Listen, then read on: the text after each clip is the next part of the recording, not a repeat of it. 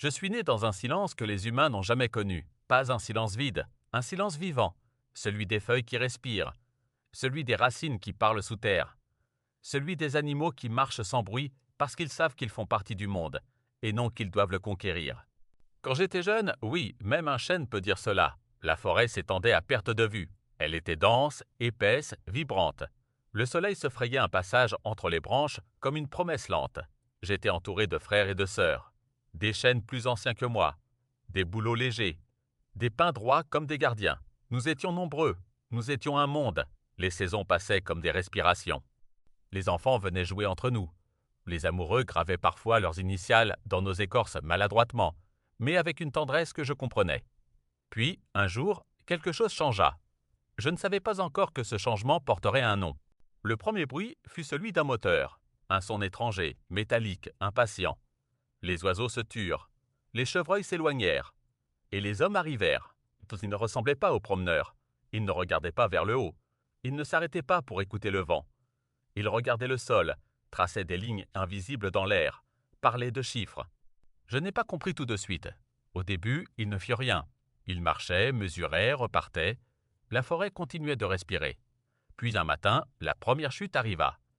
Un arbre ancien, plus vieux que moi de plusieurs décennies, s'effondra. Le bruit fut immense. Pas seulement sonore. Il traversa la terre. Les racines frémirent. Les champignons s'agitèrent. Les insectes cessèrent leur danse. Un vide apparut dans le ciel. Je sentis quelque chose que je n'avais jamais ressenti. L'absence. Les jours suivants, d'autres arbres tombèrent. Certains humains semblaient indifférents. D'autres semblaient pressés. Quelques-uns hésitaient, posaient une main sur un tronc avant de reculer. Je compris alors une chose, même parmi eux, tous ne voyaient pas la forêt de la même façon. La lumière devint plus dure, le vent plus violent.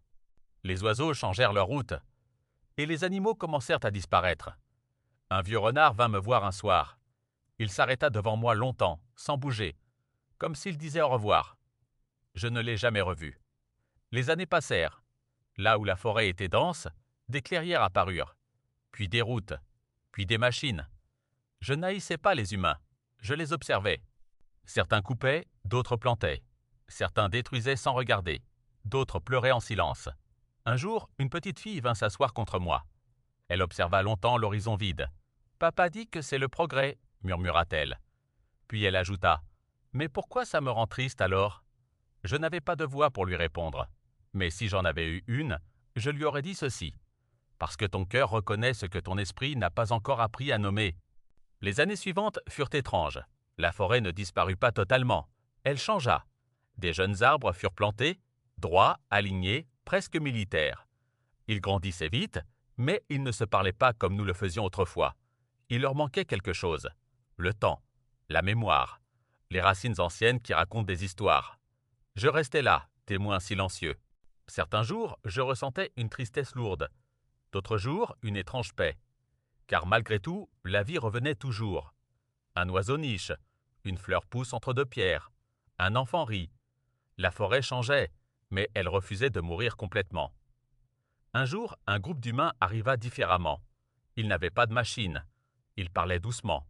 Ils prenaient des notes, photographiaient les mousses, observaient les insectes.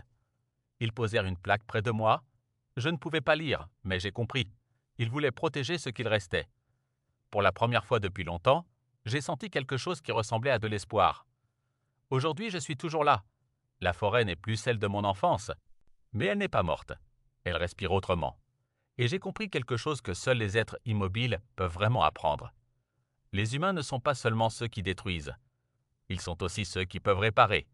Chaque génération choisit, chaque jour, chaque geste. Si tu écoutes mon journal intime aujourd'hui, rappelle-toi. Ce que vous perdez n'est jamais complètement perdu tant que quelqu'un décide de protéger ce qui reste. Je serai encore là demain pour te raconter une autre histoire. Abonne-toi pour continuer à suivre mon journal intime, car hier j'étais déjà là, aujourd'hui je parle encore, et demain j'aurai d'autres souvenirs à partager avec toi.